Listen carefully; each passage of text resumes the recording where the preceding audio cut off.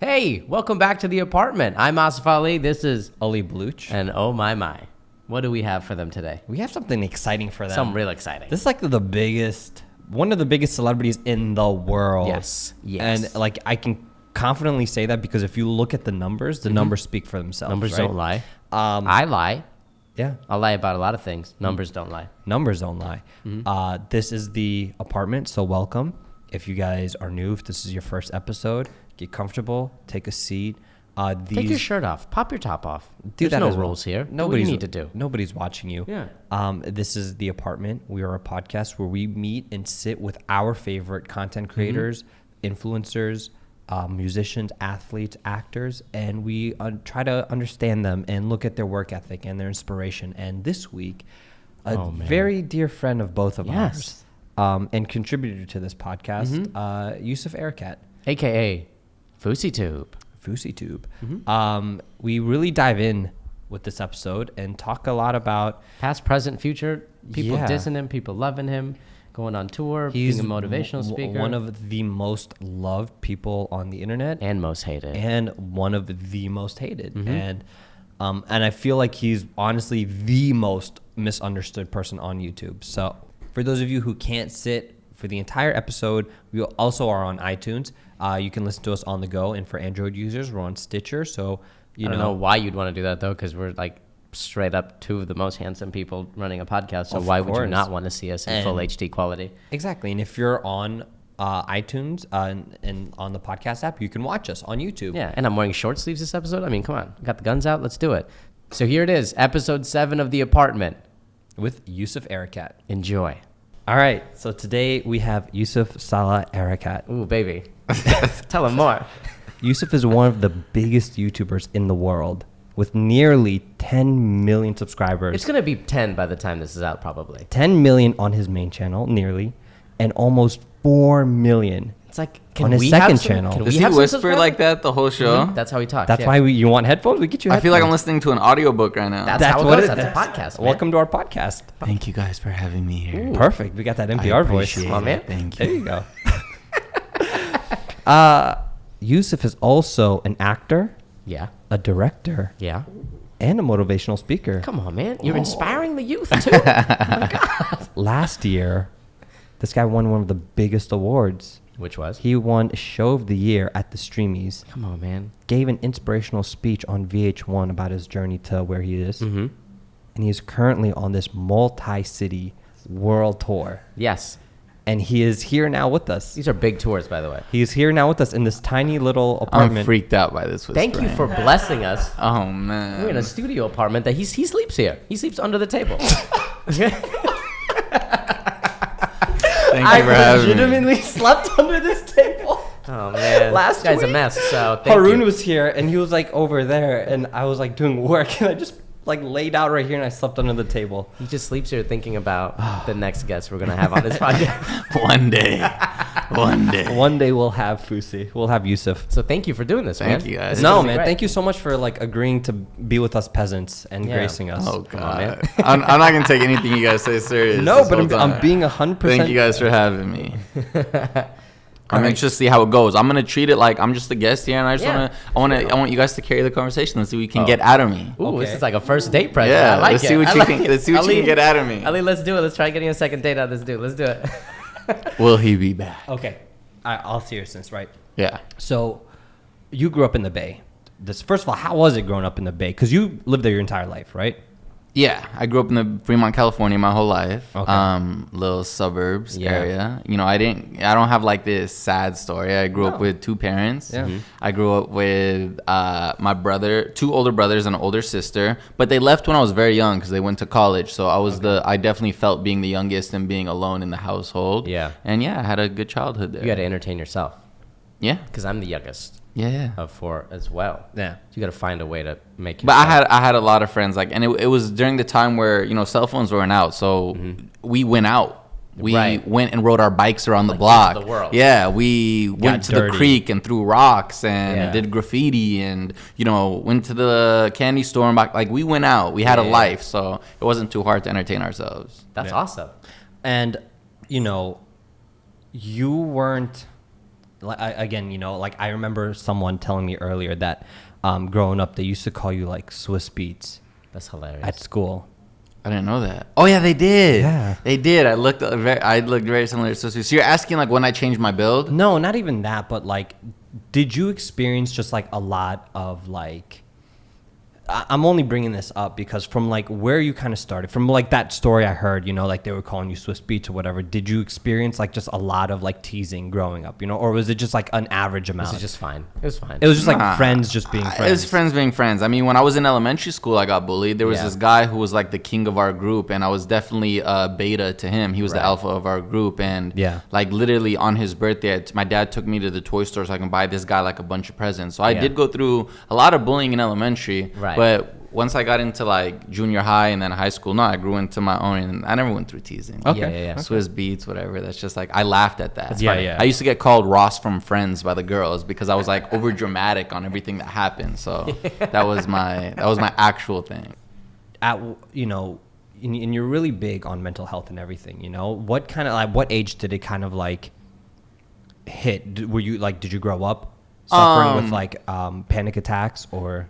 So I definitely experienced it my whole life, but I didn't have the sense to know what it was. I just thought it was natural what I was going through. Like it definitely, like in my relationship in high school, my first ever girlfriend, it was definitely prominent there. Yeah. So she definitely had to experience it, but we both didn't know what it was. We just thought it was, young and stupid. Yeah. But it wasn't until I got into college. I remember a day in my dorm room where I got awoken to what was going on. So like explain like the feeling. Well, a lot of us I don't know what that is. In high school, I was the center of attention, or I shouldn't. I liked to be the center of attention. Right. I was very egocentric. I was very outgoing. I was very, You're fun.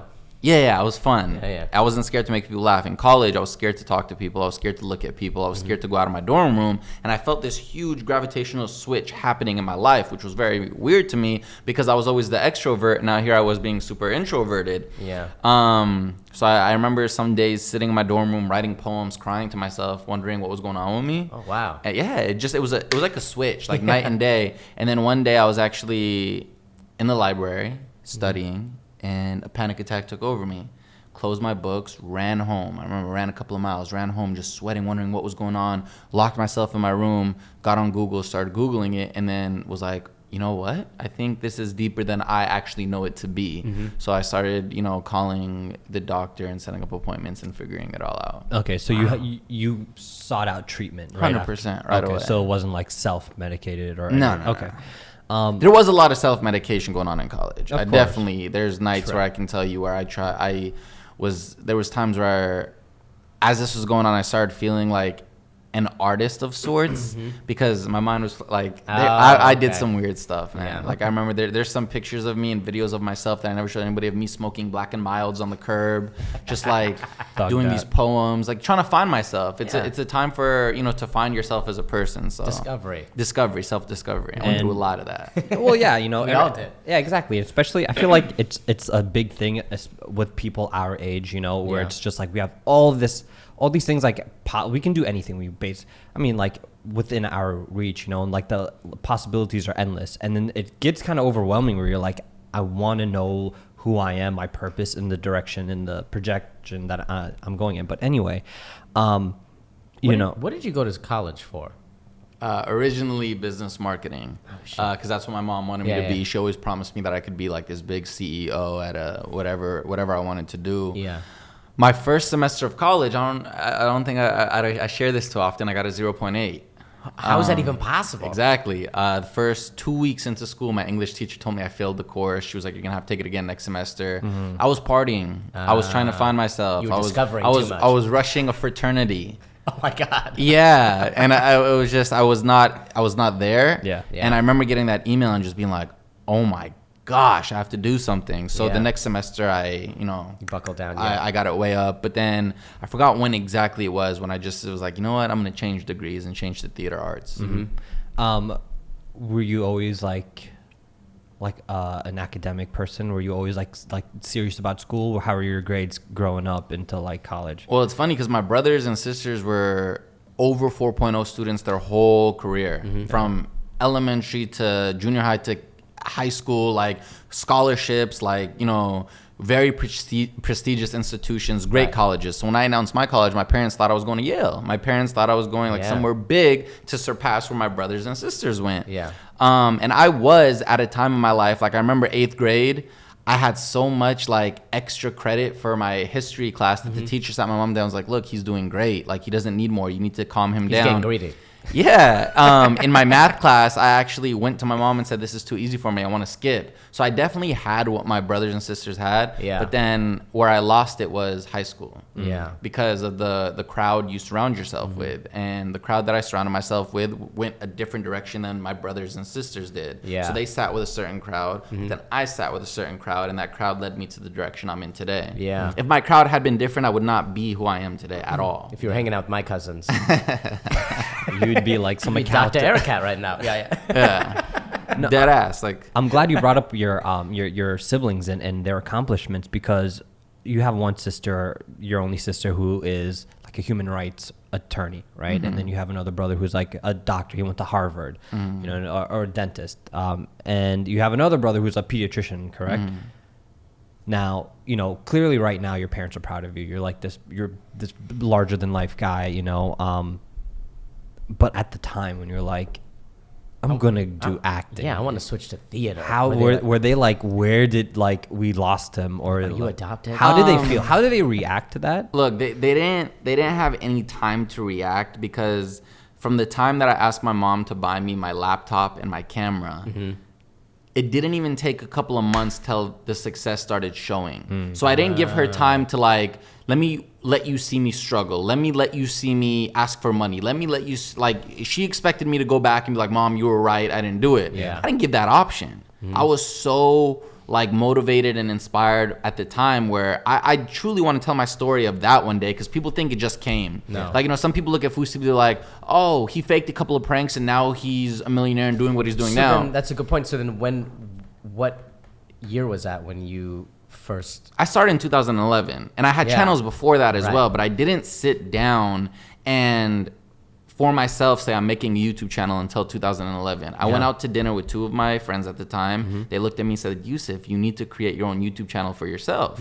And I did so, and the vision and just the hunger that I had at the time was something that I don't know if I'll ever be able to reach that kind of level again. Because there was a level of hunger that once you have, you got to use it. And I fueled it and I used it. So a lot of people look at what I did during my prank genre as like the creation of fouseytube. It was way before that. That's why whenever anybody says anything about my legacy or whatever, I'm like, I know what I did. I know the work that I had to put in. I know how much I had to sacrifice in my life to get to this point. So that's why it never affects me. Yeah. That's like a story nobody knows. Nobody knows the hours I put in or how I even, the secrets that I use. Because it's a much different genre now to post videos and get seen than it was back then. And when you first started out, the process, because we didn't have, nobody's using DSLRs, nobody was using fancy laptops. What was that process like? What was it? Wasn't even that. Social media wasn't what it was at all yet. Yeah. So I, for example, like I would create Facebook events for a launch of my new video. You remember Facebook events? And I would invite 700 people to the event. They'd be like, what are we accepting for? And it was like, oh, when I release my video, the link's going to be here. I would open up every single Facebook IM chat and just send to people day and night. Like, I don't care if I'm bugging you. Like, hey, check out my work, check out my work, check out my work. Email people. I would go out on the streets and talk to people and just tell people. It was like just a straight, like, I'm going to be seen. It was just a matter of how am I going to do it. Now, did you ever, like, because a lot of, like quote unquote, creators or artists are very, like, I want my work to be discovered on its own. Like, they don't have that drive to like self-promote, you know? Did you ever feel uncomfortable in that process? Because you believed in yourself. In the product. My belief in myself, what's crazy about it in 2011, my belief that I had for myself was before I experienced all the hate and controversy that I go through now. So now I look in the mirror and it's cloudy. Because there's a lot of self-doubt, judgment. Are they right? Are they right? Can I really do this? Is this really who I am? Reading comments. Back then it was like I said it in my first video, I don't know me, you don't know me, he doesn't know me, she doesn't know me, but trust me, one day you're gonna know me. Yeah. And that's exactly what it was. And it was just a belief that was out of this world. So a lot of people think that when you reach a level of fame, you get big-headed. No, because if anything, I was big-headed back then because of the level I believed myself in. I was walking cocky, arrogant, confident. Like, you have to succeed. Of course. Like, you know, Jay-Z always talks about it, like, you know, confusing cockiness and just your confidence. I was walking so confident. Now, I'm a shy, timid little guy who's scared to stand up and voice his opinion, because anything you say in this day and age Gets criticized and it's gonna get criticized and destroyed. Yeah. So before we dive further into the world of YouTube that you kind of like popped off in, you know, before that, your dad had a deli, a butcher shop, right? A little like, and was that like one of your first few jobs working there? Nah, I've been working since I was 12. Okay. Let's go through this. What kind of jobs? Because I know you worked at Chili's, and I know you've worked at Best Buy, but what other? Man, I literally was a hustler, like, ever since a young age. So my dad came here from Palestine many years ago. Yeah. And, you know, no college education. He just knew that I had to do something for my kids. So he would open up these delis and these butcher shops, and was very successful in them. So I had that drive growing up. So, like, my dad, he would come home from his deli with a whole bunch of keychains he wasn't able to sell that was, like, on his concession stand. Yeah. I would be like, Baba, can I have these? He'd be like, yeah. At 12 years old, I would take the keychains, go door to door of my neighborhood, and say, hey, I'm trying to save up money for myself for when I get older. Would you like to purchase this keychain? Damn. Like, dead ass. Wow. And then the people, obviously, they didn't care about the keychain. They would give me cash and then go to my parents and be like, just to let you know, your son is doing, like, trying to sell these keychains. And, you know, like, I would do a whole bunch of stuff like that, like, always. So I did that. I'm not going to say the place because I wasn't old enough, and I begged them for a job, and they gave it to me under the table. Oh, wow. I did the sign waving for the tax liberty services. You were the guy. You were that guy. I was the guy. Did you have a technique? No, I just stood there and just waved it. I just knew I wanted to, you know, be something or do somebody. I walked into the mall, like, legally not able to work, and I walked into all those, like, you know, shirtiques and t-shirt stores, and I finessed my way into getting a job and was working there as well. Like, I was just always getting jobs, different jobs. You know, you see your father come here, and you see, like, being the youngest, you see him every day just sitting on the coffee table when I go downstairs for school, pulls out a 20 or a 5 and goes, here it is for lunch today. And you see him doing numbers, and you see him putting my siblings through colleges and buying them cars and doing all this stuff. And again, with no college education, English wasn't his first language. It's like just something like, yo, like, I want to do something as well. So instinctually, it's just what I did. I saw keychains. I didn't see like, ooh, but keychains for my ring. I saw like, oh, I'm going to go sell this. I'm going to slang this on the streets and raise some money for whatever that was. Like, So how was it working at Chili? How was it working as a waiter? Do you feel like what's it that helped like? you with like people skills and whatnot? Nah. No. Did it just fuel? Because sometimes a lot of my friends that have had jobs like that or still do, while also trying to do, you know, artsy, you know, the arts on the side. For some of them, it's like a thing that makes them sad. For some of them, it's like that anger sort of drives them to work harder because they're like, I definitely do not want to do this forever. Was that what it was for you? Nah. And I don't believe in that philosophy either. I don't believe in doing something you hate just to drive you to do something you love. That's backwards to me. Yeah. But I was the worst waiter ever. I remember when I realized that, I served a Muslim woman pork. Oh. And I didn't know. She ordered something and she said, prankster from back in the day. The OG prank. She said, does this have pork in it? I didn't know anything in the menu. I said, no. Oh. She goes, okay. So I go and I give it to her, whatever she's eating. She calls me later and she goes, what is this? I had no idea. So I asked my manager to come and she goes, what is this? And he goes, oh, that's pork. Oh, man. I sank. And at that point, I was like, dang, that might be the last straw. Yeah. It wasn't a week. It was probably a week later when I just quit. And she's like, from you? I told her my name was Jose and I was Spanish. I didn't tell her I was Muslim and my name was yousef. Oh, man.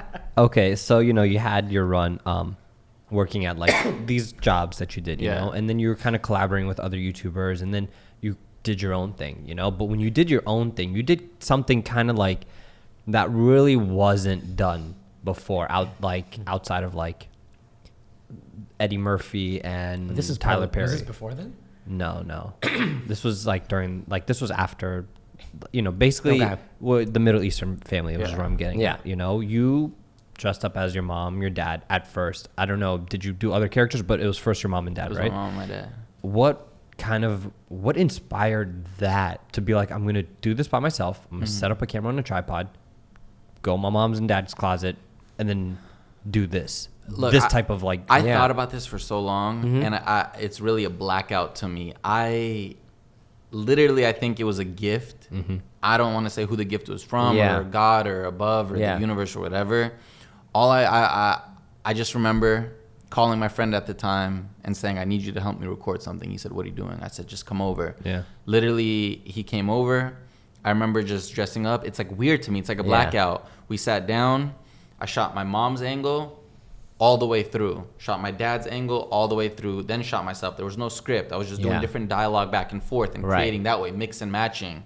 It was my first ever video of that kind that I was editing. I edited it.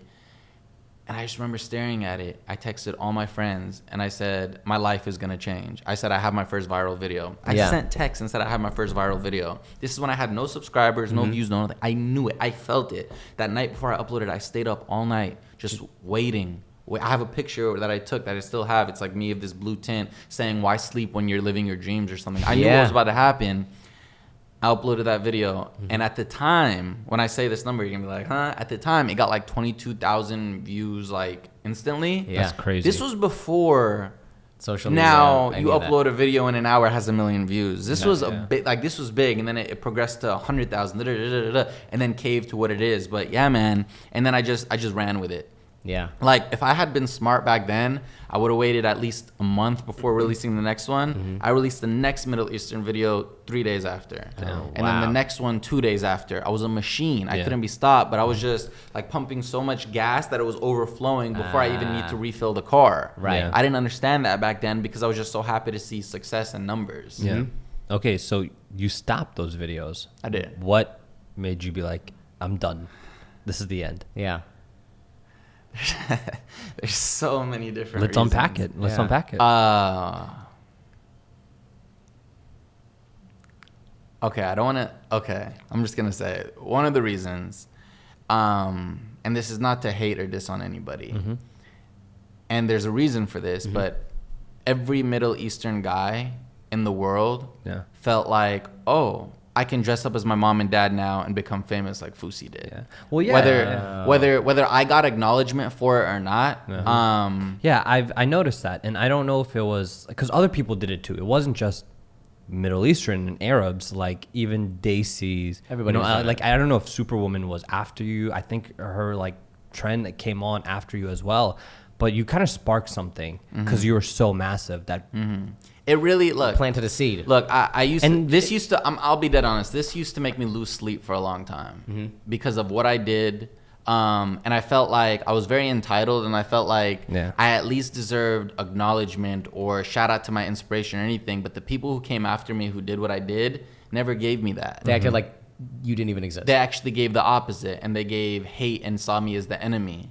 So like competition and never gave me that credit of like, yo, he came before us, let's give that respect. Even though it doesn't make a difference. What drove me crazy was the audience itself didn't say it themselves. Like, because, if you do something on YouTube now and you even remotely copied somebody, you get butchered. How could you copy this person? I've got caught in that on accident sometimes. But at the time, my whole genre was being taken and used for other people's gains, and not even like in a remotely similar way. It was like exactly what it was. So I reached a point where I had really revolutionized that game. It was like I was a young Middle Eastern guy who was bringing so much truth and life to our beautiful culture and our beautiful families, and showing everybody that we're alike in the world. And I opened so many doors for people, and I felt like I had reached my peak with it because Middle Eastern Family 4 had just dropped. It was a huge show at the time, like literally the talk of the whole Middle Eastern community. Oh yeah. And I just sat there and I was like, I either continue this and I become that guy who used to be funny doing that Middle Eastern stuff. Like now doing a thing that's played out. Exactly. Or I walk away while I can and change it even more. At the top, Yeah, but like I said, there were other things. And I have my own beliefs about the people who I was creating videos for and how they responded to my content and the person they wanted me to be. And I wanted to walk away from that. Yeah. You didn't want to be pigeonholed. I didn't want to make content for solely the Muslim and Middle Eastern community. You wanted to be bigger than that. You want to be universal. Broader than that. But it's deeper than that because of the way that they treat theirs. Of course, yeah. They feel like if you're as high as we can raise you, we can drag you down. You're going to do what we want. You're going to do what we say. And if you go against what we believe, you're going to feel that wrath. And I'm still experiencing that today. Like, I don't, me being a 26-year-old man still had that fear of judgment from them, like recently when I got my tattoo and stuff like that. And I can show you right here what I mean. Like I recently, and sometimes I just screenshot it just for myself to remember whenever I reach a new milestone, I want to look back and look at this. Yeah, you have a hate folder on your iPhone. Yeah. Hey, I was respect making that. content for people who see something that I do like the tattoo and say, you piece of shit, your mom is a slut and you're a kafir, and please just say you're not a Muslim because it makes us and Arabs look bad, you dog shit.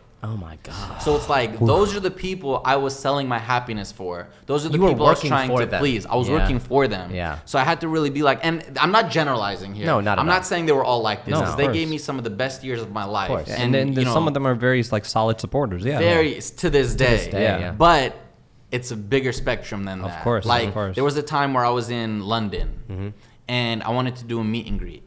And there was this sheikh that came out. Not even a sheikh. He was like a self-prophesied like sheikh. a preacher. A preacher on YouTube.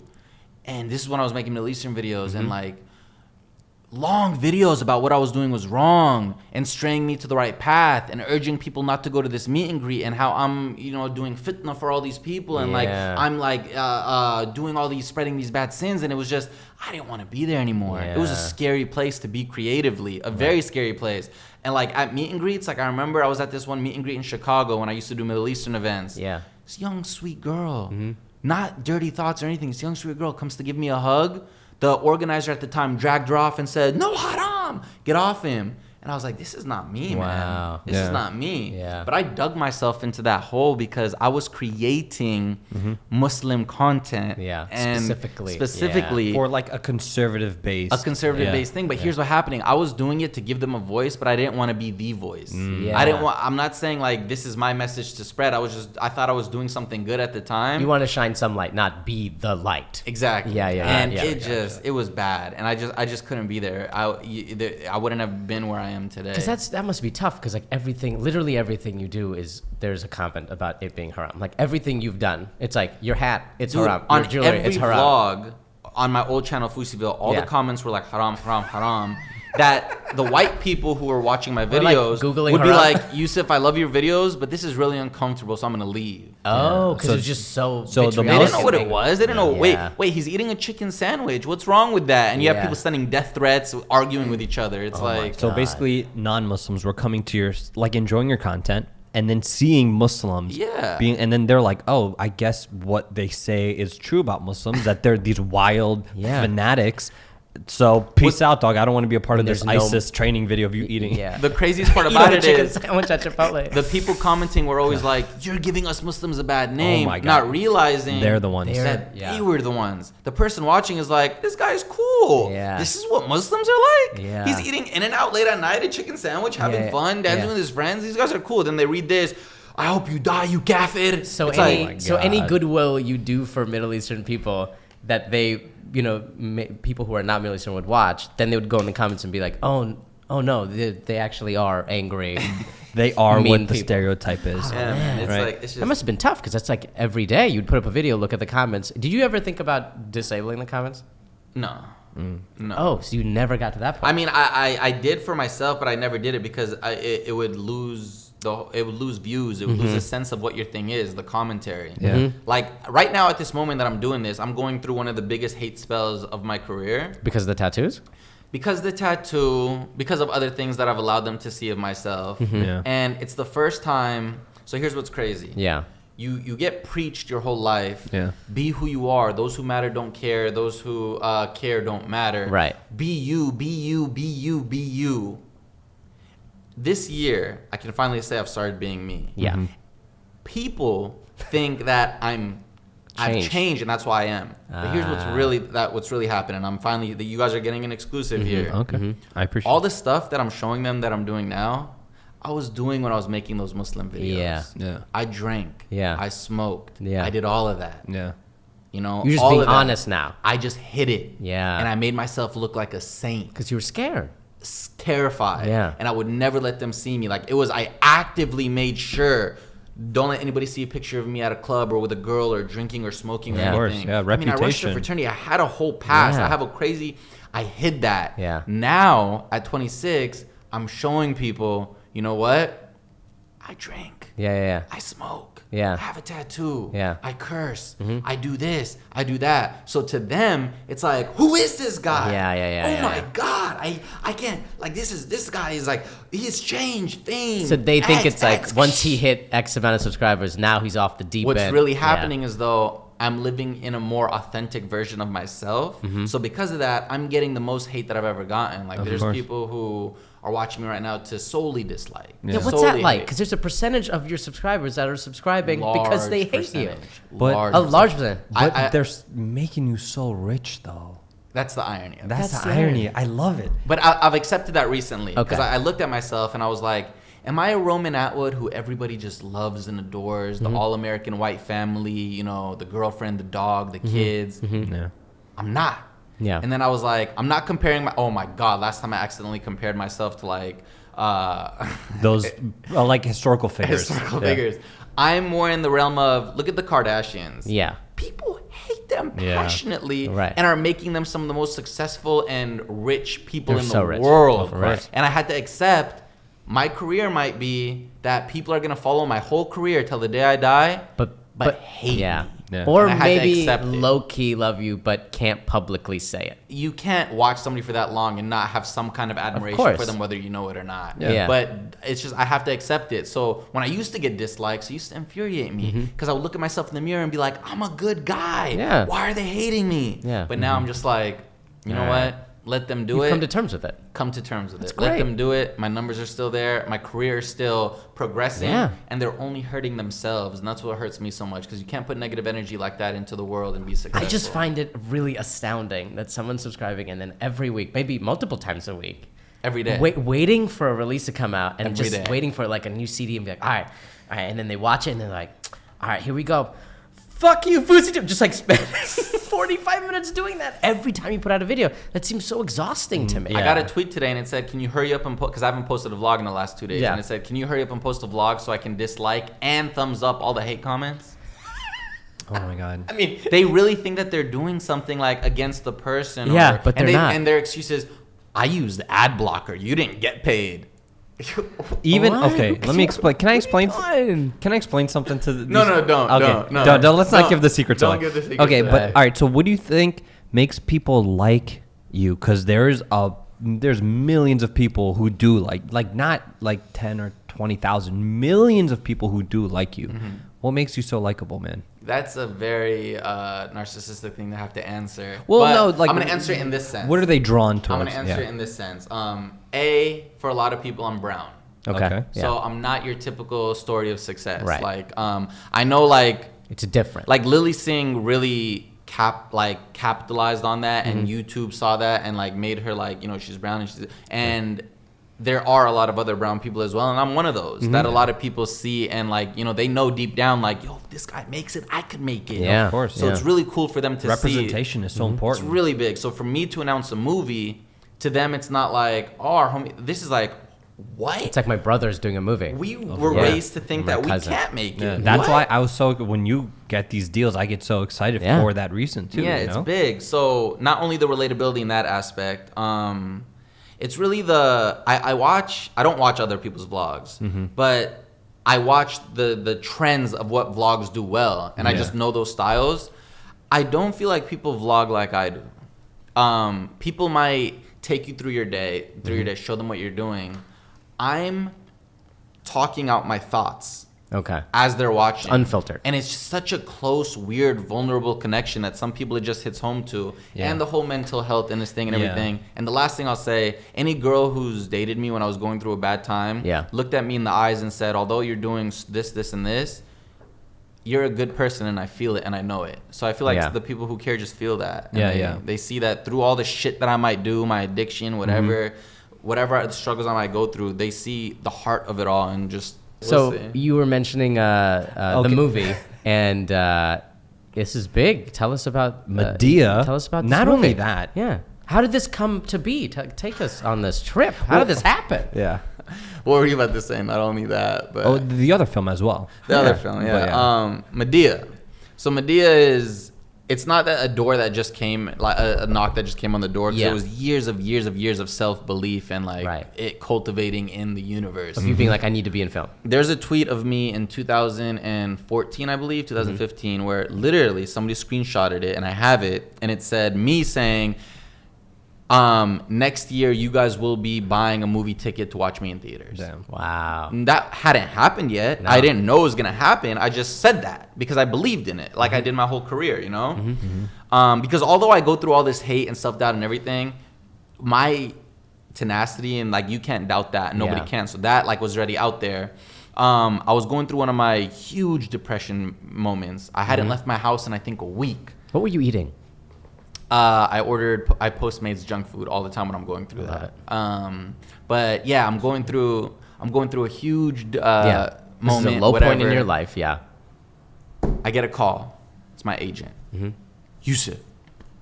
What's going on? He goes, Tyler Perry just called and he wants to speak to you directly. What? And I was like, wait, what? And they were like, he called. We didn't believe it was him. We thought it was a prank caller. And then he got mad, wanted to speak to the higher ups. He just wanted to speak directly. I was like, okay. They were like, I'm going to email you his number, call him, and just talk. Here I am, like, going through my depression, whatever. And Tyler Perry wants to talk to me? What's funny is my videos, the Middle Eastern ones, you're like Tyler Perry? We're Tyler Perry. Like, I literally got dubbed. There's an article in 2012 calling me the Middle Eastern Tyler Perry. I'm like, what's going on? Calls me. I call him. Yeah. Hello? It's him. He goes, hello. And he sensed that I didn't believe it. He goes, would you like to FaceTime to believe me? I was like, okay. FaceTime. Boom. Tyler Perry's right there. Wow. But me being me, within 3 minutes of the conversation, he called to talk about my work. And I'll tell you about that in a second. Yeah. Within 3 minutes of the conversation, we're talking about my depression and my mental health struggles and what I go through. And that created our friendship right there. Damn. It wasn't about business. I had a chance to talk to Tyler Perry. I had a chance to be like, I love your work. I didn't kiss. I didn't even say I love your work once. I didn't kiss his ass once. I needed somebody to talk to. He came into my life. I talked to him. We didn't talk about business. Didn't talk about my videos. We talked for 2 weeks. He was helping me out what I was going through. Very good guy. Very nice guy. But yeah, the reason he had seen it or whatever, he said he was going through a time. He found my pranks and it inspired him and he started laughing. He wanted to just thank me for that. Crazy. So 2 weeks into talking, hanging out, whatever, just casually he goes, yo, so I'm thinking of doing this movie, which the idea he got from Chris Rock's Top 5, which was a joke in Chris Rock's Top 5. And he said verbatim, I want to write you in this movie. Like, I want to write you in this movie. Not, do you want this cameo? He goes, I want to write you in this movie. Not like we have a role that you could play. I want to write you in this movie. Original. Gave me a selection of characters and said, who would you like to be? I was like, the president of the fraternity right there. I'm not going to, I was like, president of the fraternity. I'll take it. Yeah. Boom. And then he was like, okay, I'll let you know when the script's done. He let me read a rough before anybody else. I was involved in like this whole process. I gave a lot of suggestions as to who I thought would be good in the movie in the digital world, and it just came to fruition. So you kind of like pitch people like, hey, you should check this person out, check that person out. That's amazing. And you shot the movie. Shot the movie. Oh, how was that like? Because here's my question. Because your world of YouTube and everything's fast, right? You have an idea, you shoot it right now. You have a vlog idea, just do it right now. It'll be done. You can put it out tomorrow, 10 minutes from now. Working in TV and film, everything takes so long. Oh my God. You're just sitting around, you're just sitting and waiting for 99% of the time. Was that kind of aggravating? Not for this movie, because Tyler is a businessman and he knows what he's doing. And what I respected about him as a director, when he got the shot, he knew he got the shot and didn't have to make you say the same line 15 times. But it was aggravating in the sense of, I remember it was my first scene in a movie. And to me, I'm like, I'm extra. So I wanted to like feel this and embrace this. Your theater arts degree was kicking in. Yeah. we're in Atlanta, freezing in the morning. Yeah. First scene, whatever. He goes, get in your places. I'm in my places. I'm thinking rehearsal, another rehearsal. Here's Then some we'll pointers. Then we'll go. Get into position. All right, ready? Action. Boom! Moving on. No! That wasn't how I wanted to do it. And knowing that I had to trust in whatever I delivered right there. And I got my first shake out the way, and it was game on from then. Yeah. And we filmed relatively fast, and I'm in the beginning of the movie, the middle of the movie, and the tail end of the movie. And in that little amount of time, I had to create a character arc for myself to find it, because I could have easily just played the character on the page the same way. But I was like, this is my chance. I know a lot of people in Hollywood are gonna watch this. I'm gonna do something. Yeah. So hopefully it worked, but you'll see me come into the movie a certain way, and then leave. Jonathan is a certain character, but then when I leave, completely different. Okay. That's amazing. So let's rewind this all back. Let's take this timeline back a bit. You blow up Middle Eastern family. You're like, all right, finish school. You get your degree. Congratulations. You move out to LA. Come in by yourself. That's a hotel apartment. Now I know that. How was that first night? I don't know if you remember. How was that first night that you spent alone, different city, on your own now? Not like down the road in a dorm. Yeah, your friends aren't around. But like alone. In that apartment was spooky. In that spooky apartment, by yourself, your first night of LA. No one knows this as well. Before I got that apartment, I was in my apartment my home one day with my parents. Yeah.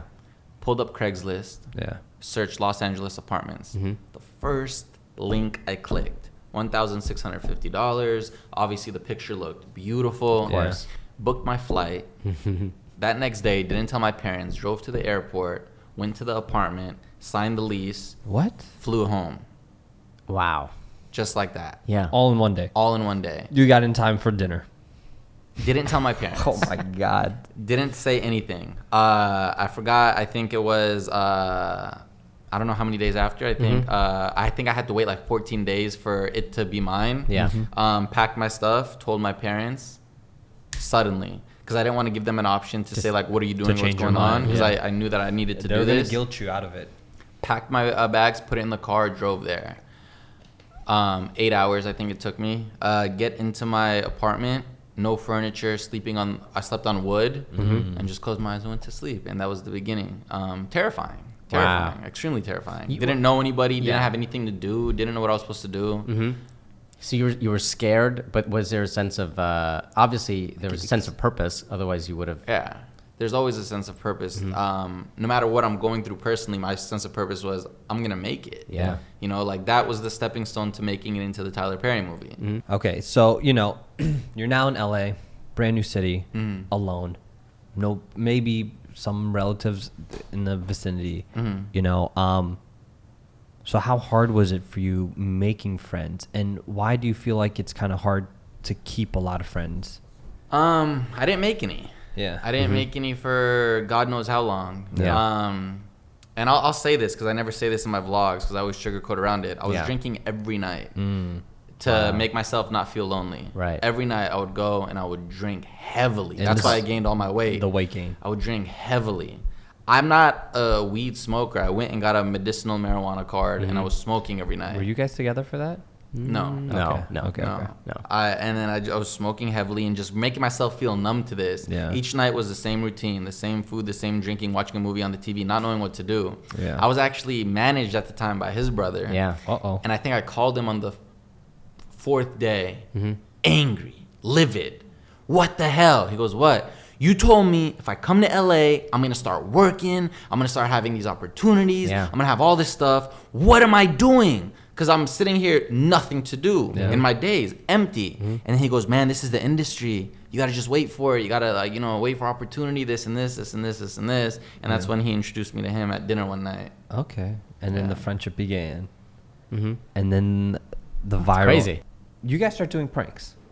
Before we get to that, with his brother though, I did get my first audition in LA, my biggest audition in LA, which was Fast and the Furious. Yes. Yeah. And I was very close to getting it. Like, crazy. I'm not scared to say that. Like, I really was close to getting it. Yeah. Unless your brother just lied to me, and he nah. wasn't really at dinner with the director, and the director didn't tell him that he loved me. He just got the file and immediately moved it to the trash can and was like, yeah, you did great, man. Vin Diesel loves you. Hopefully it was. Do you regret posting that online or talking about it so openly before like things were official? Nah. Okay. Nah. I'm proud of it. I'm happy Yeah. of it, you know. Okay. Now that I understand the industry more, it was funny for me to say, like, I just auditioned for Fast and Furious, thinking that was a big thing. Yeah. But it's still, it's part of my story. So it's I'm your first big audition, and that's exciting thing for anybody. Yeah, you know? I'm proud of it. Whose idea was it? What? So what? To start taking on these first of all, pranking. What made you want to do a prank? My first prank was actually before I got to LA. The gym one. The gym one, Yeah, the holding hands in public one. And what's funny about that, even when I started in 2011, I'm so intuitively ahead, I feel like in my mind when I want to be. A video I filmed in 2011 that's not on my channel right now, it was going to the mall, pretending to propose to my girlfriend, and then another girl coming saying, "What are you doing?" and slapping me. Yeah. That wasn't created again on YouTube till years after. Wow. I just deleted. I forgot why I had to delete it off my channel, but it was gone. But I had done that, so I had known where the trend was going from way before. Yeah. I just decided to hop on it in 2013 when I went to LA, and the reason being, I spent hours endlessly working on these skits and stuff, and I was failing for a while. Like the first skit I did when I got to LA by myself was my most hated video ever. I think I deleted it, and I was scared because I was like, what if I'm not gonna make it? Yeah. What if this is not gonna come true? And then I realized every time I made a prank, which was so easy, my views were booming. Yeah. So I was like, you know what? Giddy up. We're about to ride this coattail. That's what we call in the tech world or in the marketing industry as pivoting. Not that I'm in that marketing industry or tech world. It was a hard pivot, and I just ran with it. So yeah, okay, so that's like a little silver lining thing where it's like, we're trying this, but then you kind of shift into doing pranks. What do you think was what were the big pranks that you feel like really cemented that in your head when you came out here? Like, now I gotta pivot hard. Nah, all of them. Like anything that I dropped, that was a prank. Like even the holding hands in public one, my first one, the views just spoke for themselves, and it was just an easy option. Yeah. So this was like a few videos before I came in the picture. Yeah. Whose idea was it to like stage them? They weren't staged then. Okay. They weren't staged. And then when did that? I feel like because when we started, we did the giving flowers to people. That was the first one I did with you. I don't know how we still work together after that. Yeah, Asif was there. Mall? What was that mall? Oh, yeah, no. To explain that, we tried to do A Reason to Smile, but it failed because we just couldn't. We did that at the Irvine Spectrum. Okay, continue. Yeah, we did that there, and then we came up to that was just bad because I had a way that I visioned it to shoot, and you saw the footage. You're like, this is shit. You're like, yo, we're not making a Scorsese movie. We're making a YouTube video. And it was just like shaky, and we're like, it was bad. And then you're like, all right, let's do it again. But we went out to USC. Yeah. And then you're like, all right, just don't be awkward, because like it was uncomfortable for me to just stand 2 feet away from somebody and like pretend like I'm not there, and then film them. So we did that, but then from there, I mean, the pranks or the social experiments and whatever were kind of staged, what was like the reasoning behind it? First, obviously not all of them were staged. Of course. Not all, of course. Because we got flack for there's like the proof was in the pudding. Like videos were getting flagged because it was real reactions and everything. The flowers was real. Now the hijabi one was real. This is a huge conversation, man. This is really a conversation that I feel like. And why is it such a big? I don't get why it's such a big deal. I don't get why it's a big deal. Yeah. I can talk about this for 24 hours straight, and people still wouldn't hear, because what happened was the word fake pranks became such a negative thing in young children's mind and even grown adults' minds, because I don't want to say just flat out say they don't understand the industry and don't understand what they're watching when they watch TV. No, but they don't. You can say they don't. But I also it just, to them, it just became something, and that's because of the climate that YouTube was. And what had happened was, so pranks took over YouTube. Of course. The top thing. Now, everybody who wasn't doing pranks, all the top creators, obviously, whether they said it or not, were salty. Very angry. So their thing was, F these fake pranksters, da-da-da-da. So now all these people are saying that, oh yeah, fake, F these fools, da-da-da. Yeah. Not understanding, man, that 99% of the pranks were fake. Of course. Yeah. And I'm going to stand to my ground and say that. Now, nobody has to believe me. Yeah. But what happened with me was, I'm doing these pranks, doing this stuff. Everything's going good. And then I start meeting some of the top dogs. No names. Of course. And I start meeting people. And then I learn about it. I'm not the one who created this. A lot of people like now are saying, you ruined the genre. Yeah. Man, shut your dumb ass up. Yeah. I got taught it. Yeah. I got understood it. You learned, I was very naive, and then I got taught it, and I was like, this was my reaction. Wait, you guys fake shit. Yeah. Like, really? You're like, yeah, I'm trying to get a house, man. I remember I went to like Afghanistan for like 4 weeks. I came back and you're like, yo, new game plan. Oh, here's why it happened, actually, the thing he's talking about. Here's what happened. So at the time, I had, I guess, this competition that I have created for myself in my head, this certain person, right? And the person at the time came out with a viral video. Now, I watched the video, and me being in the industry, I was like, this is the fakest shit I ever seen in my life, right? And I had just released a video that had bombed. So here's what I told myself, listening to J. Cole and everything. I can either sit here, be mad at that, stay broke, stay low numbers, and allow that to be good, or I can play the game as everybody else is and change the game. How to make it, you know? I'm either going to sit and cry and be bitter about it, as a lot of people who have are now doing nothing, or I can just jump on the coattail and, you know, do it. So it's like change it from the inside instead of being salty on the outside. And to get to where I want to be. And I did it, and I did it good. Yeah, you did it well. And the reasoning for me doing the ones that I did, it's because at the end of the day, right? For the person watching who comes home from a late night at work, hates their job, hates everything. They're watching this prank. They laughed, they smiled. Yeah. What the F does it matter? It's entertainment. If the person who screamed like they didn't know or not, it's entertainment. Entertainment. And it became such a larger thing than it needed to be, and than it is. Yeah. It's just entertainment at the end. I don't understand why people. And don't the reason that. I don't come out and expose it to the level that I could is because it's like, let's say you find out something that the government did was corrupt, right? Yeah, You'd be like, 9/11. I have a breakthrough, but then you're like, Bush did but 9/11. wait, I can't come out and expose it. They're so big. Yeah. Like this is like there's a blanket that could be pulled off. I could do a whole documentary on pranks on YouTube,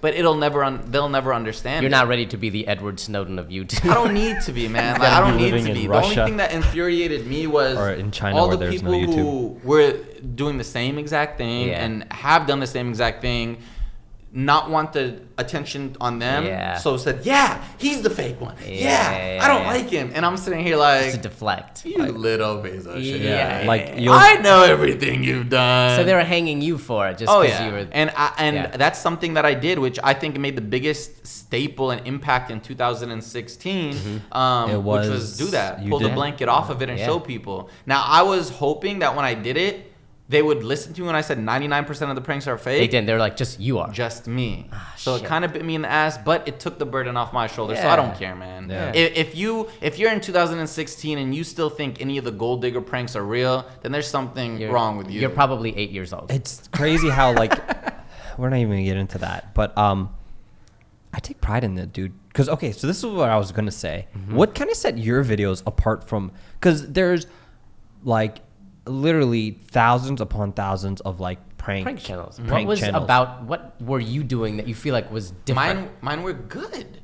Creatively, on the directive standpoint, the timing, even the timing, every little thing matters. Some people just piece together shit and think it's prank and it'll work, but no. And there still are pranks that are shit that get millions and millions and millions of views. But mine had heart. Mine had timing. Mine had a moral story being told. Right. It was so different, and it had personality. Oh yeah. My laugh. Yeah. Me, who I am, my talents. Your Like there's a lot persona. that went into it. Yeah. Mm-hmm. Okay, but it was and- exciting because it just puts it was just going to show the amount of thought that went into each That's video. another thing. You know? They think that just because, let's say, it was staged, that means it was easy. That you just thought of it and you're like, it'll be There's done in 5 minutes. So much shit. Just because the video is 3 minutes long doesn't mean it took 3 minutes to make. Yeah. Like now, where I did draw the line, and where I even did mess up was when I tried to doctor social experiments. Yeah. And that's where I wasn't even happy with myself when it was for something that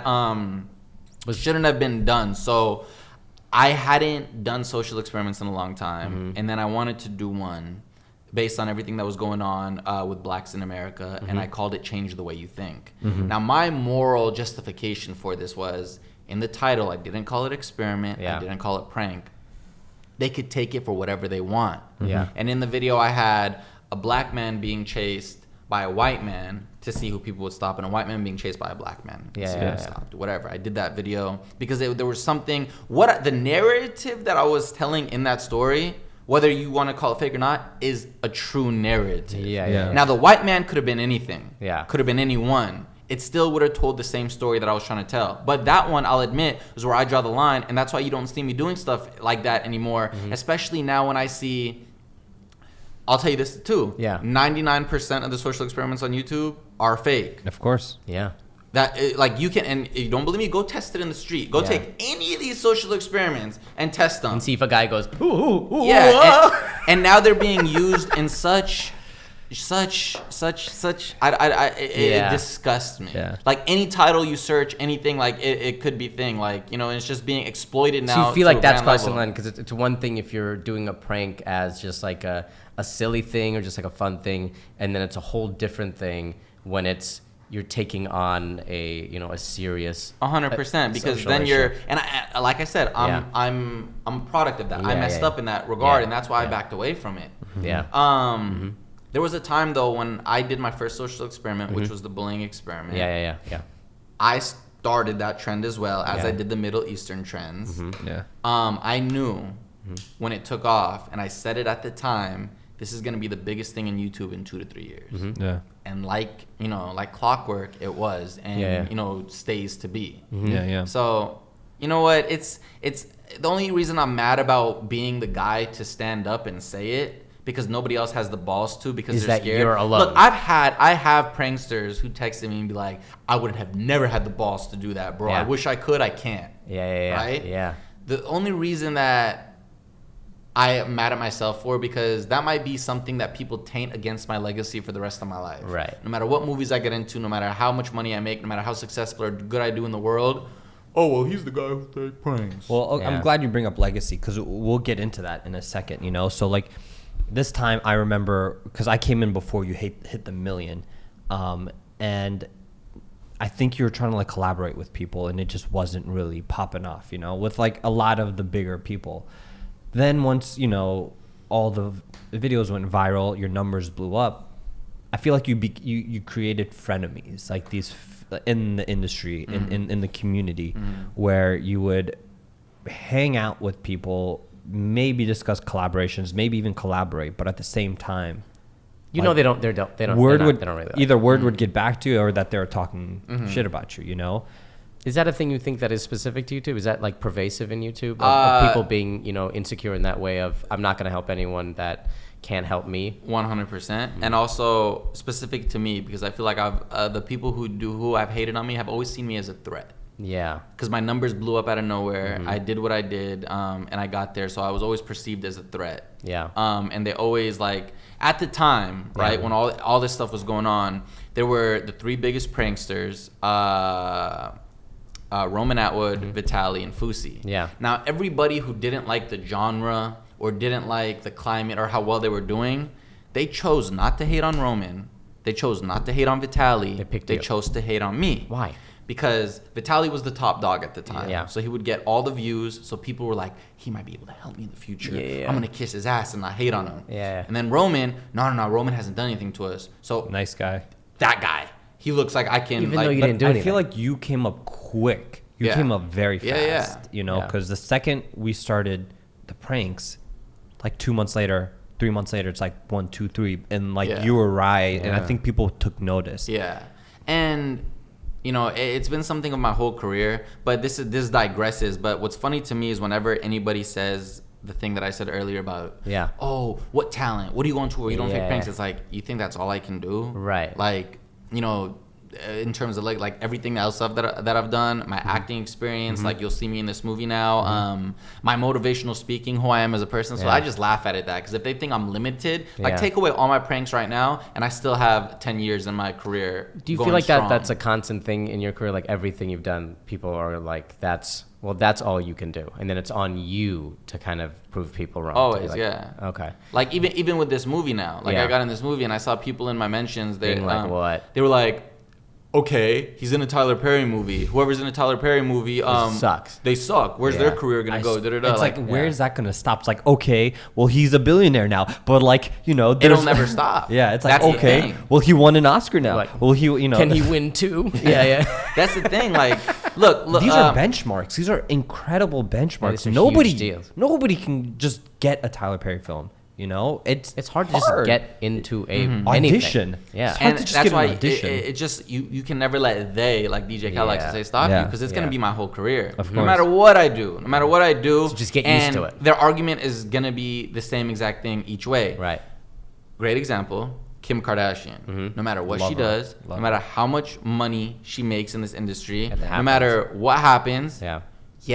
but she got famous off a sex tape, and that's gonna be there her Whole life. career. Let me ask you this though, because the motivational speaking thing, do you feel like that was it sort of grew out of the vlogs? Was that like a thing you were aiming for, or was that just a thing that it just became so big because so many people are watching the vlogs now, and you're revealing so much more now that it's hitting harder? I've always had it. You've always had it. Always had it. Even Yeah. when I used to live stream in 2011, it always used to be a thing that I did. Yeah. I just never owned up to it. Right. Until now. Yeah. Okay. And show people like, you know, even if you don't like me or whatever, I have this certain demeanor in the way I speak and the way I can reach certain people and the way Yeah. I do deliver my speeches. And of course, a lot of people reject it Yeah. because you can sit somebody down and tell them how to pass the test. And they won't. But they might still fail the test. Yeah. But there, with motivation, you know, motivational speeches and, you know, seeking inspiration, the person who's meant to hear it and it meant to click, it's going to click with them. How is that different? How is the reaction of that different than, say, someone who just watches a prank? Oh, it becomes weird because then their reaction is on a personal thing. Yeah. They're not reacting towards the entertainment anymore. They're reacting on the person. Yeah. So on fouseytube, I got critiqued for my work. Yeah. On Dose of Fousey, I got critiqued for who I am. So it's like, it's this weird thing. Yeah. Oh, yeah. Is it uncomfortable have just all of your business out It on was the internet? comfortable. It was uncomfortable for years. That's why I Yeah. went through so much depression. Yeah. Because every day when I was reading comments, I wasn't reading comments about this video wasn't funny. I was reading comments about you are this, you are that, you Yeah. are this, you're pathetic, you're this, It's not and like people if criticizing you're- me. It's not like if you're on a TV show and people go like, that episode of that show sucked. With them, with this, it's just like you as a person. yeah. That's crazy. I want to shift gears Yes. and move a little bit away from the work that you do into who you are and your background, right? So you're a Palestinian American. You come from a very proud lineage of Palestinian Americans, right? You were encouraged. You were with a management or manager, and this person encouraged you to do work on Palestine in the industry, right? You leave this guy. You don't work with him anymore. And then he starts trying to blacklist you by calling other networks and being like, this guy is Palestinian, and he's very vocal about that. Oh my God, this wasn't my brother, was it? No, I'm just kidding.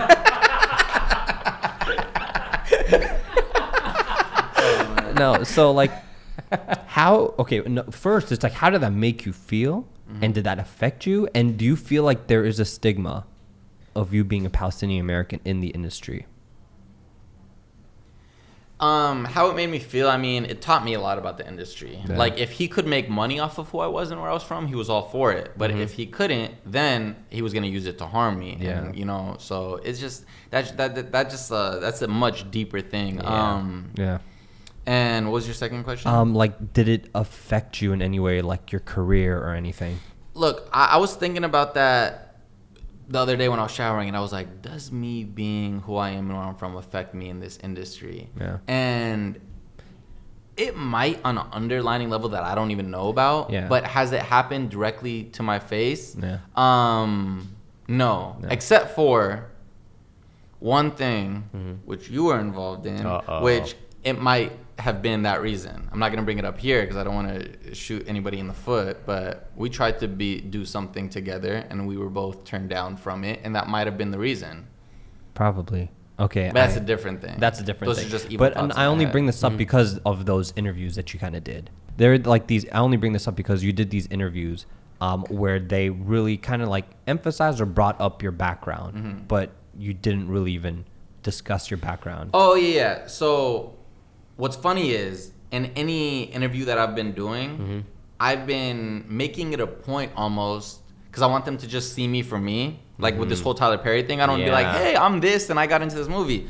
Haven't mentioned religion, haven't mentioned where I'm from or everything, but the title and the headline has always been, you know, from so-and-so. But then you look at anybody else who's getting the same thing. It's just a guy. Yeah. It's just Or a a guy. girl. Yeah. And it's not being said that way. So it's kind of It's like not showing like- the industry like, look, and I'm always like, why? Like one time it happened and it really bothered me. Yeah. And I even called my family and I was like, why are they doing So you this? did an interview and you were just doing you, and then the title would be something like Palestinian American YouTuber is in a movie. Where you're like, this we didn't even And it was talk like, about it didn't even remotely make sense to bring up. Yeah. But they did. And I feel like there was an agenda there. So Yeah, that's yeah. just something I have to, accept. Right. And it doesn't help that I'm growing this beard right now. No, I think it does, man. It You looks like ready for Hajj? Look at you, baby. Mashallah, brother. Mashallah. Where do you kind of like draw the line of privacy? Because you are like, Your whole life is out there, man. Yeah, you put They every know what single- shoes you're wearing. They know what pants you're every wearing. single they know day of your life is almost out everything. there. They know the you status of your beard. Like, this is a lot of intimacy. Like, where do you draw the line and have people like personal fans cross that line of privacy? yeah. I, like I said, show everything and tell everything. What I didn't for many years was the drinking and the smoking or any of that stuff. Yeah. The only thing that I can literally say that I haven't opened up to them about is my addiction. Yeah. What it is. And nobody needs to and nobody will know that. Yeah. And the girls that I've dated. Yeah. Because I've dated girls. Well, I know I always pretend like I'm single, I'm lonely. Yeah, But that's in my that- thing. In that Yeah, same vlog, I'll be with a girl that night, but they don't know that. Ah. There's a life that you just they don't see, So Yeah. Because vlogging is digital media and social media and everything is just so weird where it's a one-sided friendship. It's a one-way street.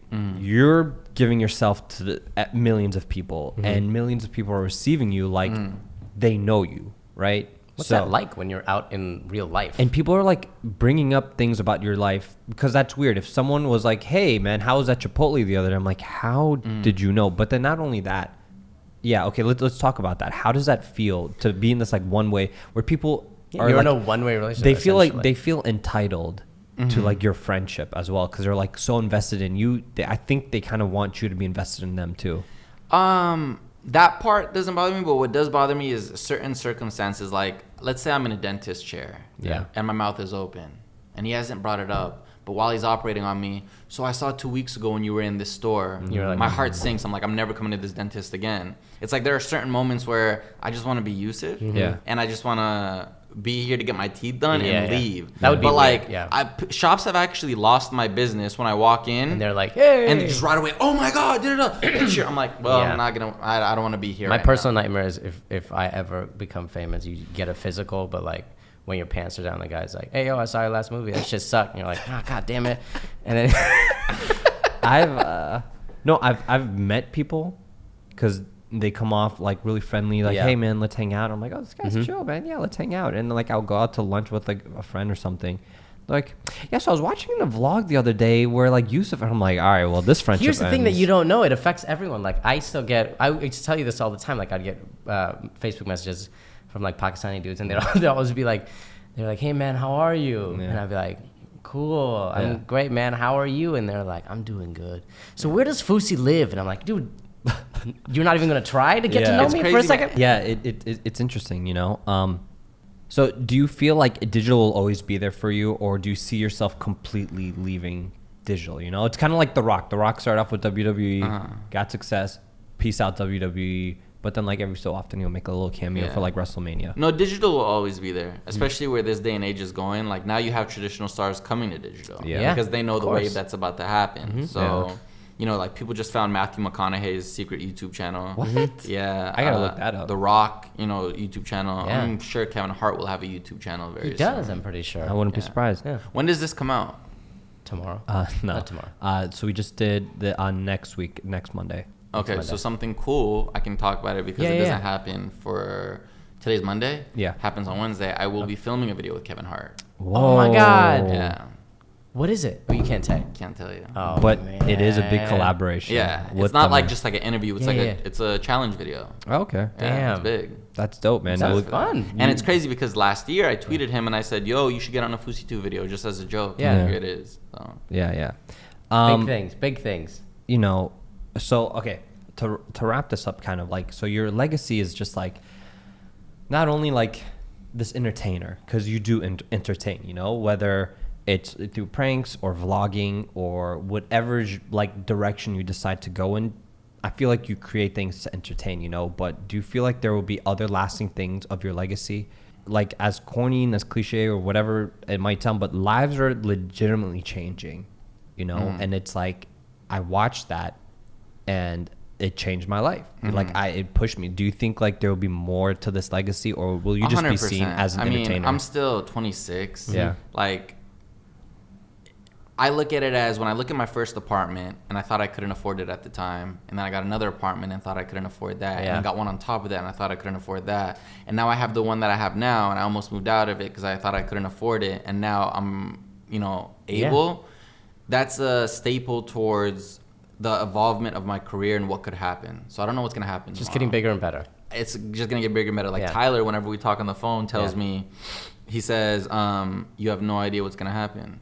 He goes, "It's just getting started." He goes, "You have no idea what's in store for you." Yeah. So he senses it and senses this like level of belief that something big is gonna be coming my way. Yeah. So I'm just ready for, you know, whatever gets thrown at me. Just trying to be patient. That's the hardest thing. Yeah. For sure. Okay, man. That's great. For those of you guys who are watching this, I feel like you'll be on the last few cities of your tour. So, I mean, get tickets while you can. Literally run to the box office. I think they're gone for Europe. They're They might be gone They're all for gone. Europe Yeah. when this episode comes out. I really appreciate you coming down to sit in this really hot apartment. And again, we really thank you for the support that you've been giving us for the apartment, these mics. It's bomb-ass Everything equipment, baby. Bomb-ass equipment is yours. You could take it with you as You you can sell it walk on out. Craigslist right now if you wanted to. You could Be end like- this whole thing Like, right hey, now. thanks for the apartment. I'm walking out with all my mics again. But is there any last words that you want to say to the people? Because you're going to say it in a vlog. What do you want to do? I don't want to plug any. Like lately, like even in my vlogs, I haven't had anything to plug. I don't have anything to sell. Yeah. I'm just literally, I'm enjoying this year. Yeah. Great, man. So Awesome. Well, good luck to you on everything else. make sure you're to doing. subscribe to this channel that you're watching right Oh, now. come on, And give it a baby. big thumbs up. Thank you. And leave a positive comment. on. And send him nudes in his Send me DM. nudes, baby. I've been waiting for years. Yo, let's not. I've like last year I had this nude gate, you know, where like You had nudes? Males. male nudes Being sent to you? sent to me, Oh, shit. Maybe this might be Full a... frontal. and it was on Snapchat, so it wasn't like saved pictures. And yeah, and Well, it was we'll his save fault. that for another It was episode. all Yusef's fault. Anyways, man. All right, man. Thank you, buddy. Thank you, man. I appreciate it. Okay, I'm gonna be honest with you. I've known him for several years, as you have, and I did Yeah. not know most of that stuff. Exactly, man. I've known him for like 3 full years intimately.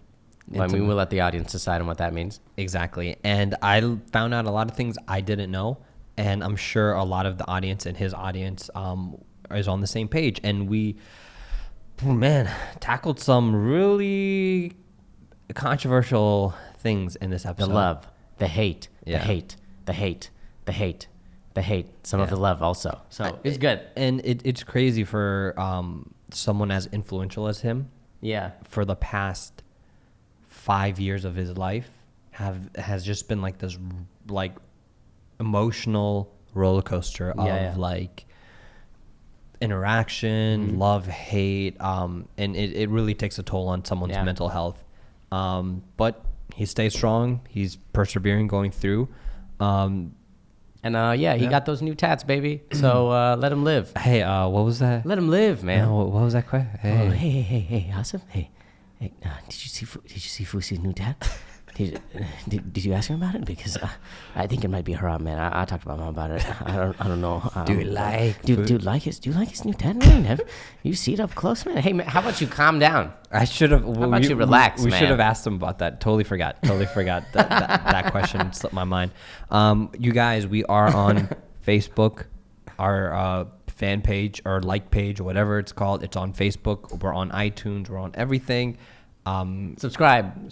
Give us a rating. Do all that. 5 stars. Come on. We're trying to be the most popular podcast on the internet, and don't make us look like liars. I lie constantly, but I don't want to be like known as a liar. Exactly. I don't want to be known as a liar on this grand of a scale. Exactly. Like in my personal, like intimate He's friends. a huge piece of shit. Yeah, I'm a liar, man. But not on this thing, guys. But not here. I don't want to be a liar to the world. So thank you guys for watching. We'll see you next week. We love you. This is The Apartment. And this episode and all of our episodes were actually produced by Sumair Khan this time. We're going to switch to Sumair Khan and Imran J. Khan. Yes. Shout out to our producers. So thank you guys so much. I'm Asif Ali. This is Ali Baluch. This has been The Apartment. We'll see you guys next week. Bye.